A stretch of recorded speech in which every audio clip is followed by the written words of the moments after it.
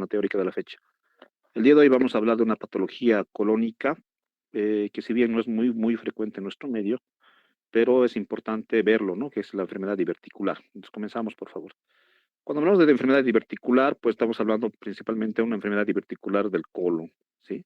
Esta enfermedad diverticular del colon, pues varía mucho, ¿no? Y si nosotros recordamos y tenemos que recordar un poquitito de anatomía, acá es importante ver los diámetros, ¿no? Si nosotros vemos que el comienzo del ciego tiene aproximadamente un diámetro de 8 centímetros, se va reduciendo un poco en el ascendente a 6 centímetros, en el transverso a 5 centímetros, nuevamente se vuelven 6 centímetros en el ángulo, en el colon descendente, y ya en el colon sigmoides es mucho más angosto, ¿no? Que ya es menos de 5 centímetros, ¿no? De 5 centímetros más o menos de promedio.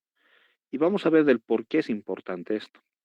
También desde el punto de vista histológico es muy importante recordar las capas que tiene el colon. Tenemos una submucosa, una mucosa, una muscular y una serosa, como todo el tubo digestivo, ¿verdad? Algo muy importante que tenemos que tener en cuenta es el ingreso de los vasos, ¿sí? De las vasas largas. Entonces, cuando hablamos de una definición como tal de lo que es una diverticulitis, una diverticulosis, una enfermedad diverticular, pues varía. Comenzaremos con lo básico que es el divertículo primero, ¿no? ¿Qué es el divertículo? Simplemente es la protrusión sacular de la mucosa a través de la pared muscular del colon, ¿sí? Ahora, ¿por dónde va a haber esta protrusión sacular? Por áreas débiles que tiene el colon. ¿Y cuáles son esas áreas débiles? Principalmente por donde penetran los vasos sanguíneos. Entonces, estas áreas débiles por donde penetran los vasos sanguíneos generalmente pues carecen de muscular y pues por donde se aprovecha para que exista esta protrusión.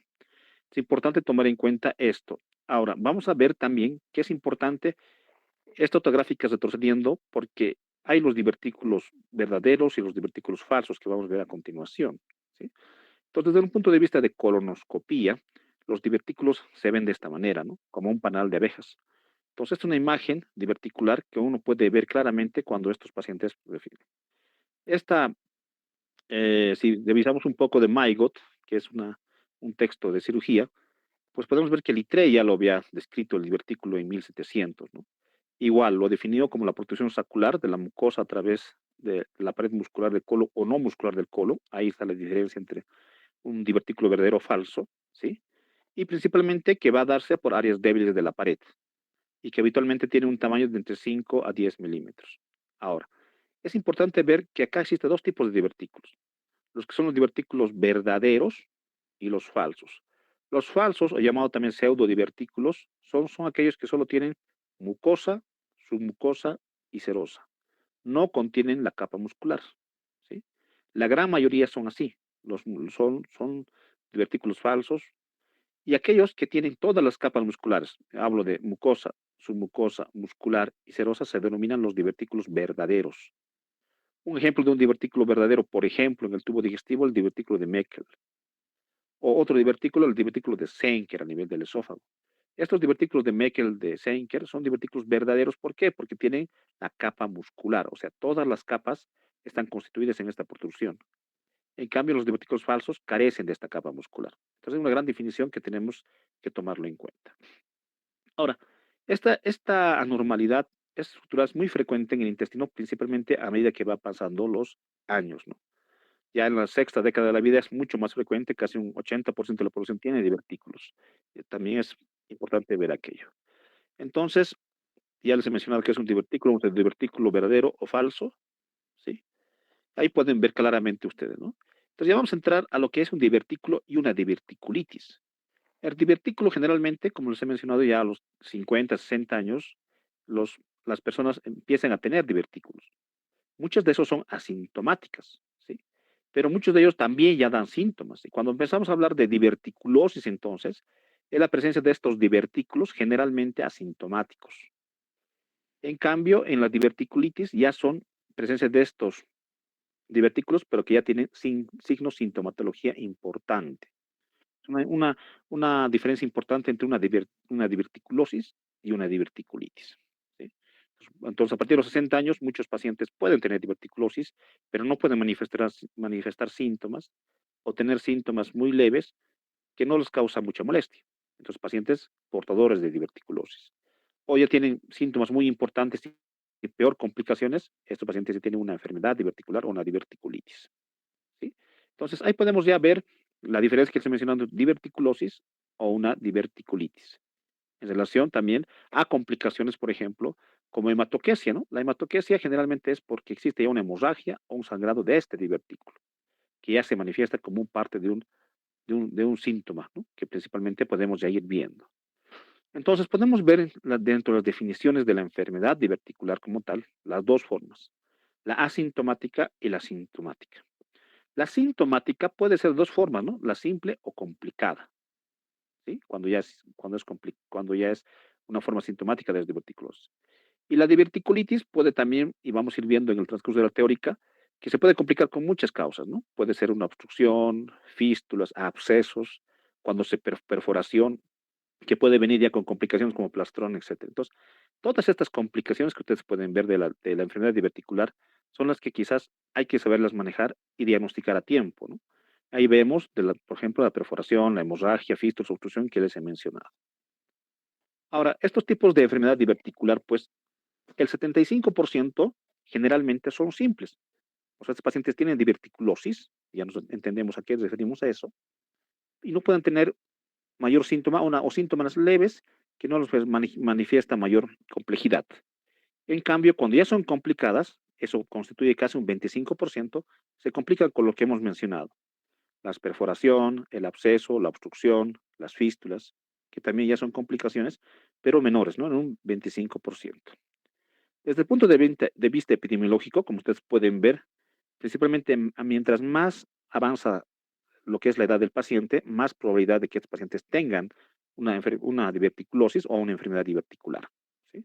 A los 60 años, una gran mayoría ya empieza a tener, a los 80 años mucho más. ¿Sí?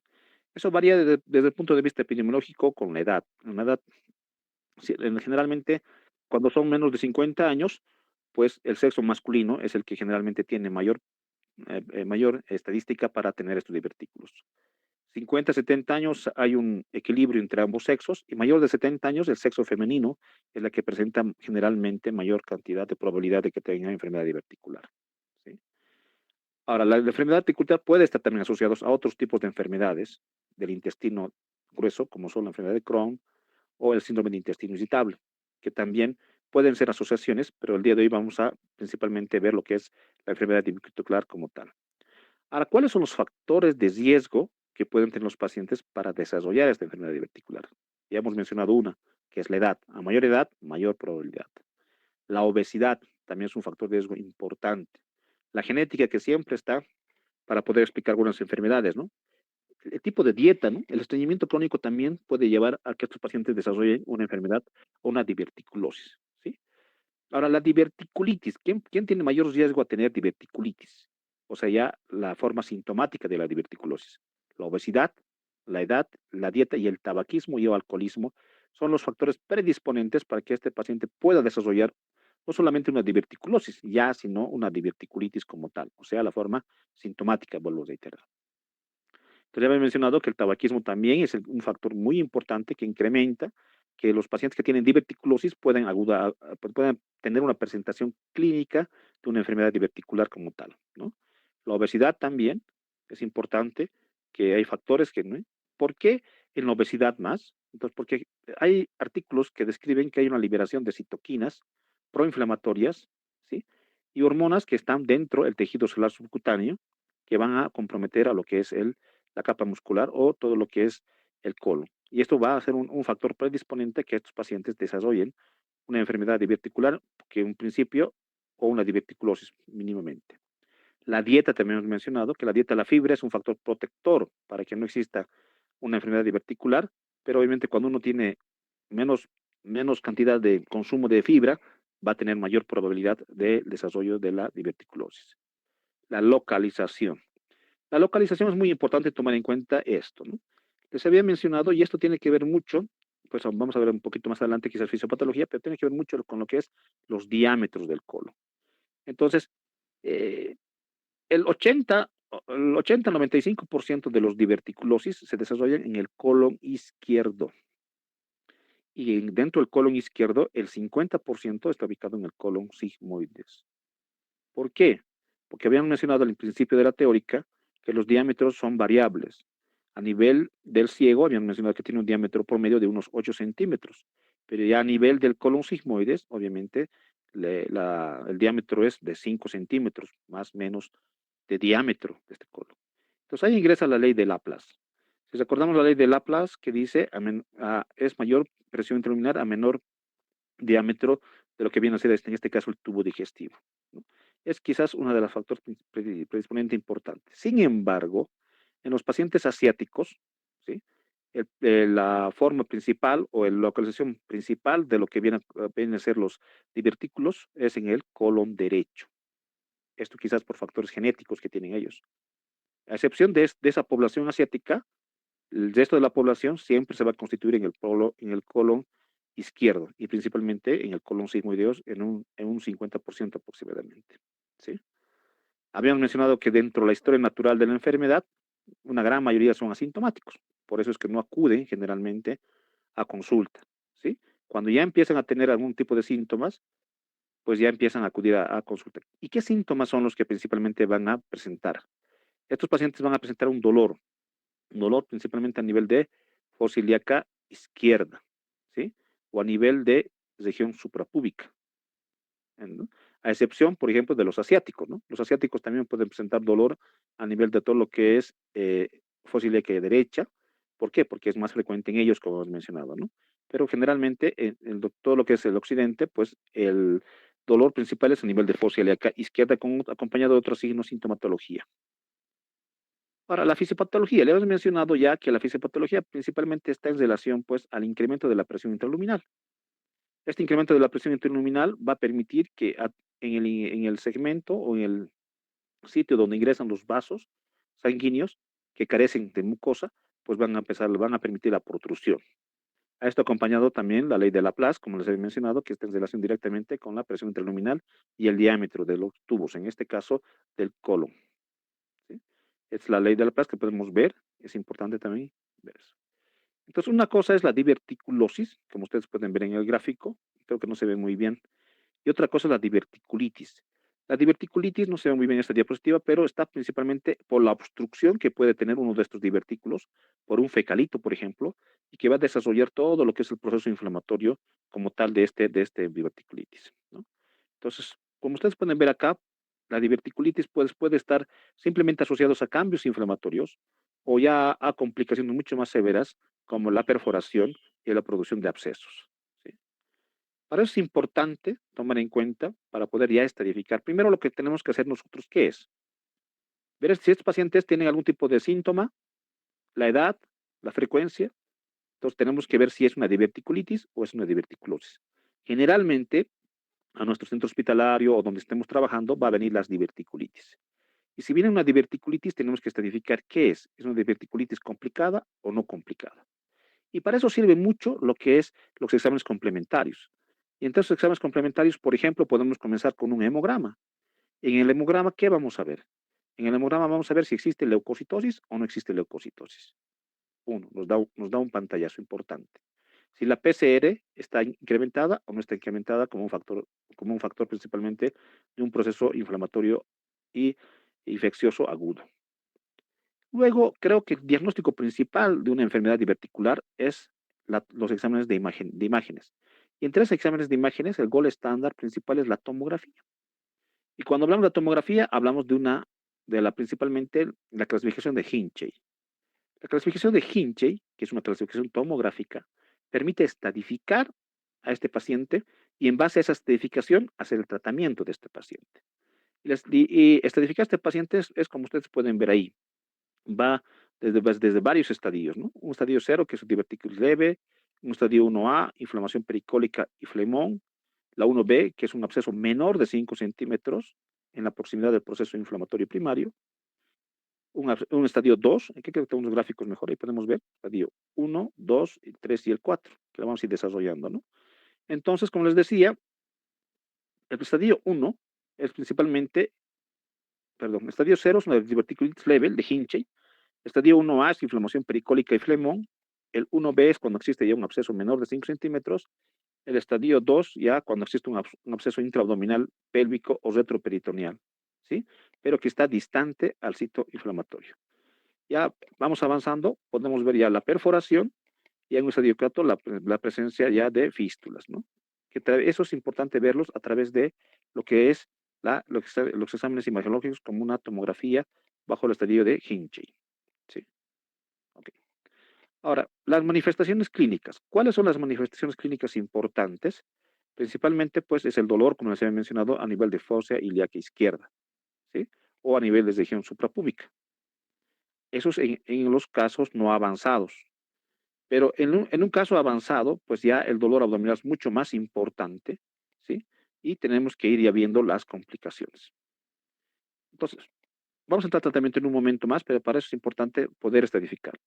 Un Hinchey 0 a 1 es tratamiento generalmente ambulatorio, ¿sí? Con medidas dietéticas y antibiótico terapia. Y a un Hinchey 3 o 4 ya hay que tratar las complicaciones. Y estas complicaciones, ¿cuáles pueden ser? Ya he mencionado varias complicaciones. No puede ser la perforación, la obstrucción, puede ser lo que viene a constituirse la formación de abscesos, la fistulización. Vamos con lo primero, que es la perforación. La perforación, pues quizás dentro de divertículos, es la causa más frecuente de la perforación en el colon izquierdo. Si ustedes tienen un paciente con un neumoperitoneo, es que probablemente existe una perforación. Y la perforación más frecuente en el colon izquierdo siempre es la enfermedad diverticular. ¿Sí? Obviamente, esta perforación requiere ya un tratamiento de tipo quirúrgico para poder tratar. Generalmente está muy complicado la perforación y muchas veces termina en colostomías, una colostomía tipo Harman, por ejemplo, que es la más indicada porque el sitio está muy infeccioso y, y en ese caso se realiza nomás la colostomía o la ostomía del colon sigmoides. ¿Sí? Seguimos avanzando. Otra complicación, aparte de la perforación, es el absceso. El absceso te da un dolor muy exquisito, muy severo, ¿sí? Se puede palpar una masa palpable en ese segmento de la fosa ilíaca izquierda, ¿sí? Y que tiene obviamente, como todo proceso infeccioso, signos de irritación peritoneal. También ayuda mucho para poder diagnosticar este absceso, lo que es el tacto rectal, ¿sí? Y obviamente, aparte del dolor, va a estar siempre acompañado de fiebre y de leucocitosis muchas veces a nivel del hemograma. Ahora, ¿cómo tratamos el absceso? El absceso va a depender mucho, ¿sí? Su localización, pero va a depender también su tamaño. Si son tamaños menores de 4 centímetros, quizás con tratamiento antibiótico se puede tratar. Si es mayor a 4 centímetros, es necesariamente un tratamiento a través de una punción o un drenaje percutáneo. ¿Sí? Es importante eso. La fistulización, que es otra complicación. La fistulización, como otra complicación, pues que su incidencia es variable y te va a dar síntomas característicos. Por ejemplo, ¿con quién se ha fistulizado? Entendiendo por fístula que es la comunicación entre dos cavidades de distinto epitelio, ¿no? O sea, la comunicación entre dos cavidades. ¿Qué significa esto? Que el colon se ha pegado a órganos vecinos. ¿Y cuáles son esos órganos vecinos? Principalmente la vejiga y en el caso de la mujer, la vagina, ¿sí? Por su localización topográfica del colon sigmoides. Entonces, esta particularidad y esta topografía permite que pues, estos pacientes ya tengan una comunicación o una fistulización entre estos órganos, o sea, el colon y la vejiga. Si tiene entre el colon y la vejiga, el colon tiene aire, entonces vamos a ver claramente que también existe a nivel ese aire va a pasar hacia la vejiga y te va a dar síntomas de burbujeo a nivel de lo que es la micción. O cuando pasa ya heces fecales hacia lo que viene a constituirse la vejiga, puede muchas veces tener también una micción estercorácea, o sea, con presencia de heces fecales. Eso significa que este paciente, o si su paciente tiene este tipo de características de una diuresis con estercoracia, pues que ya puede haber una fistulización entre el colon, ¿sí? Entre un divertículo del colon y la vejiga.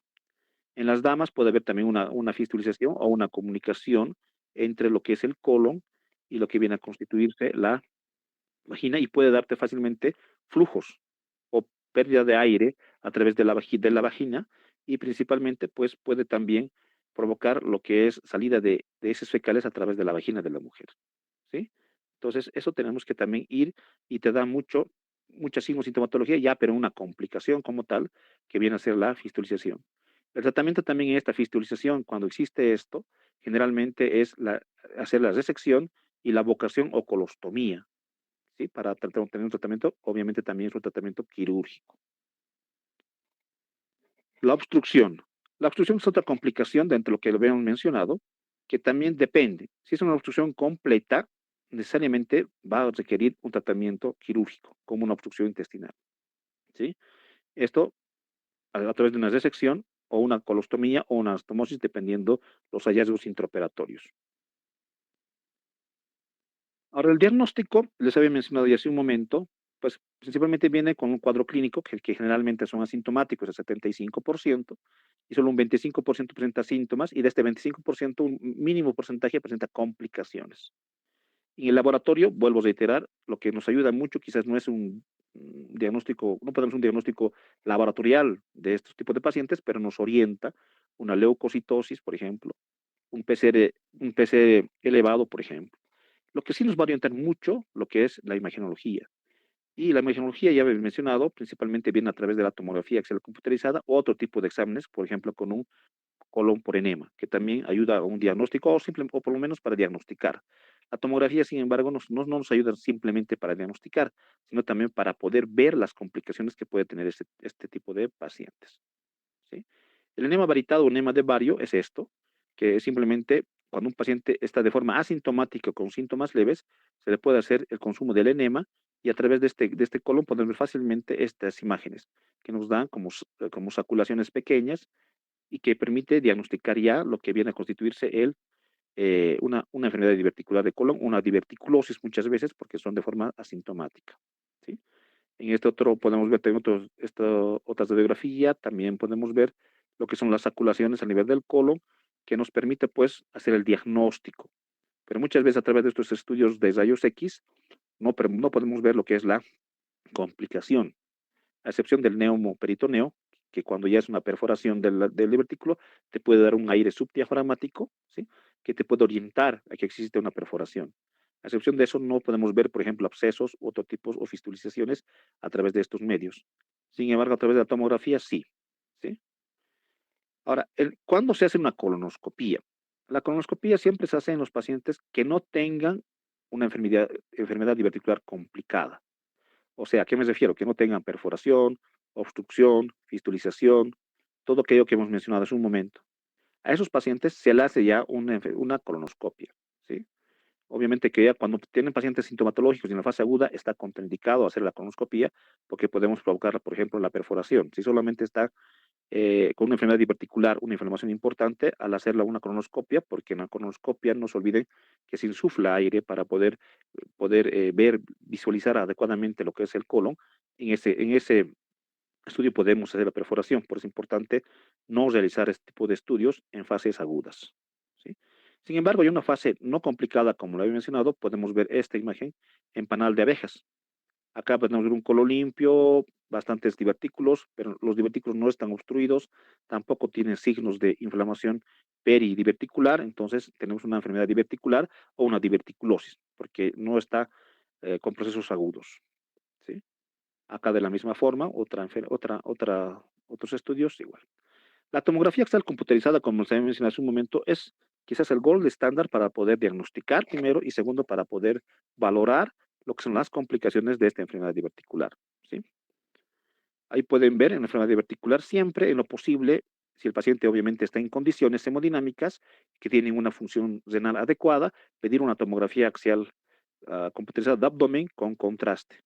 ¿Por qué es importante? Porque el contraste nos va a permitir un mejor diagnóstico, una mejor visualización, pero vuelvo a reiterar, que esté hemodinámicamente estable y con condiciones renales adecuadas, o sea, con una creatinina normal. Si pedimos este tipo de estudios, nos ayuda bastante para poder diagnosticar primero y ver segundo si tiene algún tipo de complicación. ¿Sí? ¿Cuál es el tratamiento? El tratamiento va a depender. Va a depender de que hagamos una adecuada clasificación. Si hacemos una adecuada clasificación, por ejemplo, el paciente puede ser un manejo ambulatorio. En una enfermedad diverticular tipo Hinchey 1 o 2, ¿sí? En esos casos simplemente podemos utilizar, primero, antipiréticos, podemos utilizar, por ejemplo, la dipirona, el metamizol. Sí o sí tenemos que utilizar antibióticos como la ciprofloxacina asociada al metronidazol o la levofloxacina asociada al metronidazol, que generalmente son los esquemas más utilizados. ¿Sí?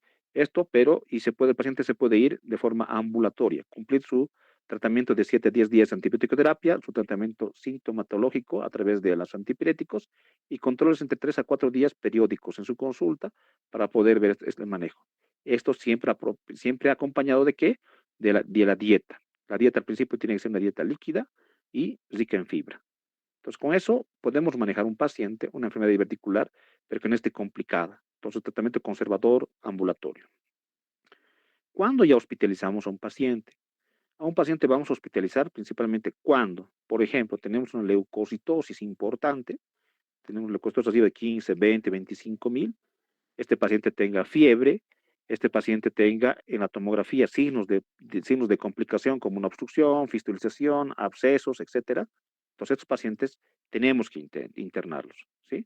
O que cuando tenga un paciente clasificado con hinche 1, pero no tiene una mejora entre las 48 a 72 horas, o por el contrario, tiene una, una complicación, más fiebre, más empieza a tener leucocitos, etcétera, hay que internarlo.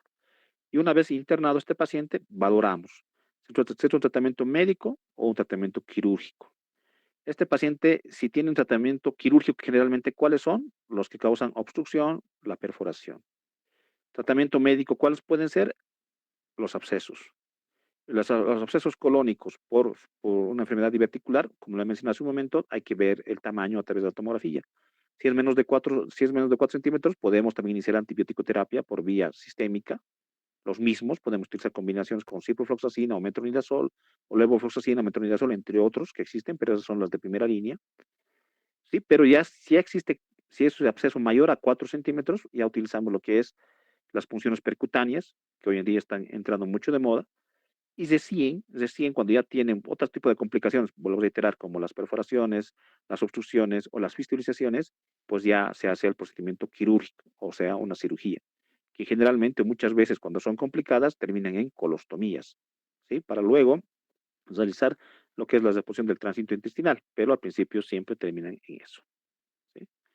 Ahora, ¿qué otras indicaciones más? Ya les he mencionado las fístulas, perforaciones, obstrucciones, de acuerdo a lo que podamos encontrar. Ok. Esto les decía, ¿no? El procedimiento de Harman, que se ha creado más para lo que es los cánceres de colon, pues se utiliza mucho en nuestro medio para los vólvulos, por ejemplo, o en este caso para la diverticulosis. Cuando se existe mucha complicación, mejor es ostomizar, que significa abocar un segmento del colon hacia afuera y cesar el muñón distal por un tiempo para poder luego hacer la restitución de tránsito, pero esto se denomina como colostomía, ¿no? La abocación de un segmento del intestino grueso, en este caso el colon sigmoides, hacia el exterior, ¿sí? Bueno, entonces es importante, resumiendo el tema, que tenemos que diferenciar lo que es un divertículo o una diverticulosis de una enfermedad diverticular. La diverticulosis, le había mencionado que simplemente es la presencia de divertículos en el colon, y la enfermedad diverticularia cuando empieza a tener síntomas. Algo que tenemos que también ver, que los divertículos pueden ser verdaderos o falsos. Falsos son aquellos que carecen de mucosa y verdaderos son aquellos que tienen todas las capas, o sea, mucosa, submucosa, muscular y la serosa, ¿sí? Dentro del origen de los que son los divertículos es que ingresan por zonas débiles, y estas zonas débiles principalmente son por el ingreso de los vasos sanguíneos, porque eso es lo que menos está cubierto por la capa muscular, ¿sí? La clínica es muy importante tenerlo, generalmente son asintomáticos, un 70-75% de estos pacientes, pero el 25% pueden tener síntomas. ¿Y qué síntomas pueden tener? Desde estreñimientos a dolor abdominal, y la clasificación importante para clasificar la clasificación de Hinche, que es una clasificación imagenológica o tomográfica. ¿Por qué es importante ver esto? Porque no tenemos que estratificar al paciente si es un paciente que tiene una enfermedad diverticular leve o complicada, ¿sí? Si es leve, por ejemplo, puede ser un tratamiento ambulatorio con antibiótico terapia y antipiréticos, ¿sí? Y analgésicos. Si es complicada, hay que hospitalizarlo y ver si es quirúrgico o no quirúrgico. Si es, por ejemplo, un absceso menos de 4 centímetros, puede ser no quirúrgico con simplemente tratamiento de antibioterapia. Si es mayor de 4 centímetros, a través de una punción percutánea. Pero si tiene otras complicaciones como la perforación, obstrucción o fistulización, necesariamente ya son complicaciones que son de tratamiento quirúrgico, y lo que pueden ver ustedes lo que es en la diapositiva, que terminan generalmente en ostomías, o sea, una colostomía. Bueno, eso es en cuanto a un resumen de lo que hemos hablado el día de hoy. Si tienen alguna pregunta, por favor, estoy atento para poder responderles.